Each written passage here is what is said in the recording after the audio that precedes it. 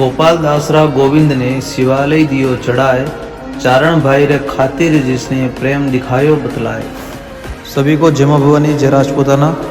आज हम आपके सामने पेश करने वाले हैं एक मारवाड़ की एक ऐसी गाथा जिसके बारे में आप सभी को जानना बहुत ज़रूरी है। विक्रम संवत 1642 में जोधपुर नरेश उदय सिंह जी ने मारवाड़ के समस्त चारणों की जागीरदारी जब्त कर ली थी। तब चारणों ने मिलकर अहुआ के ठाकुर साहब गोपाल दास जी चंपावत की सुरक्षा में धरना प्रदर्शन दिया एवं देवी माँ की रात्रि जागरण कर पूजा अर्चना की। इन सभी 11,000 चारणों को समझाने के लिए उदय सिंह जी अपने विश्वास पात्र सैनिक अखवा जी चारण को भेजते हैं कि किसी तरह पर धरना प्रदर्शन रुकवा दे, लेकिन अखवा जी इन सभी साथियों के साथ मिलकर विरोध प्रदर्शन करने लगते हैं। अखवा जी को उदय सिंह जी ने कटार भेंट की और उनसे कहा कि यह कटार अपनी गुदा में मारकर आत्महत्या कर ले, और 5 दिन बाद सेना भेजकर अहुआ के ठाकुर गोपाल दास जी को आदेश दिया कि इन सभी लोगों पर अत्याचार कर इन सभी को वहां से भगा दे।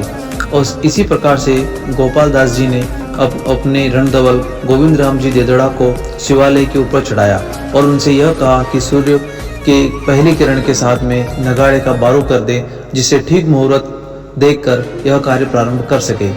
गोविंद राम देदड़ा और अखवा जी बहुत अच्छे मित्र थे। इसी के चलते अहुआ के ठाकुर साहब के रणधवल गोविंद राम देदड़ा को विचार आया कि यदि वह सूर्य की पहली किरण के साथ में नगाड़े का बारू करते हैं तो नरसंहार होगा और उसकी भागीदारी वो खुद भी होंगे। गोविंद राम देदड़ा और अखवा जी बहुत अच्छे मित्र थे।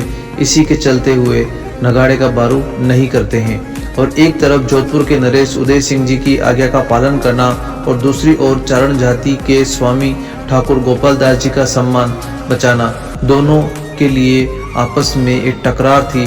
और गोविंद राम देदड़ा इस बारे में अपने विचार व्यक्त करने लगे और चारण जाति के खातिर सूर्य को देखते ही सर्वप्रथम अपने सीने में कटार गोप कर नीचे गिर गए। यह देखते ही चारण समाज के सभी अपनी इच्छा अनुसार मृत्यु को आलिंगन करने प्रारंभ हो गए। कई चारण कटार गोप कर मरे गए और कई अग्नि में कूद पड़े। कईयों ने माँ देवी भगवती को अपना सर काटकर चढ़ा दिया। आदि प्रकार से 11,000 चारणों ने मिलकर वहां पर करुणाजनक दृश्य उपस्थित कर दिया। अहुआ के ठाकुर साहब पर महाराज उदय सिंह जी रुष्ट होकर उनका ठिकाना भी जब्त कर लिया। फिर ठाकुर साहब गोपाल दास जी चारणों को लेकर बीकानेर के राजा राय सिंह जी के पास पहुंचे। अंत में बीकानेर नरेश के भाई पृथ्वीराज जी ने अकबर बादशाह को सिफारिश कर चारणों के ग्राम वापस बहाल करवाए और गोपाल दास जी ने पुनः अहुआ के स्वामी बने। उदय सिंह जी का नाम आज भी पाली के अहुआ ठिकाने में कोई भी नहीं लेता है और यह उस समय संकल्प लिया गया था कि वह उदय सिंह जी का नाम भी नहीं पुकारेंगे। तब से उन उदय सिंह जी, मारवाड़ के उदय सिंह जी को मोटा राजा उदय सिंह के नाम से पुकारा जाने लगा।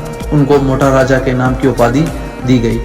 इस गोविंद राम के कृत्य को देखकर उन्हें पोता की उपाधि दी गई।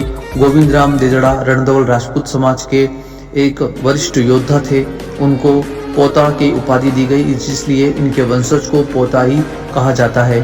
चारण समाज इनका आदर सत्कार करता है और सुप्रसिद्ध इतिहासकार ओंकार सिंह जी लखावत ने सत्याग्रह पार्क के अंदर इनकी प्रतिमा स्थापित की है, जो आज भी अहुआ के ठिकाने के अंदर सत्याग्रह पार्क में स्थापित है। और चारण समाज के व्यक्ति हर वर्ष उनकी पुण्यतिथि मनाते हैं और वहाँ पर पूजा अर्चना करते हैं। आप सभी को जय माता जी की, जय भवानी, जय राजपूताना।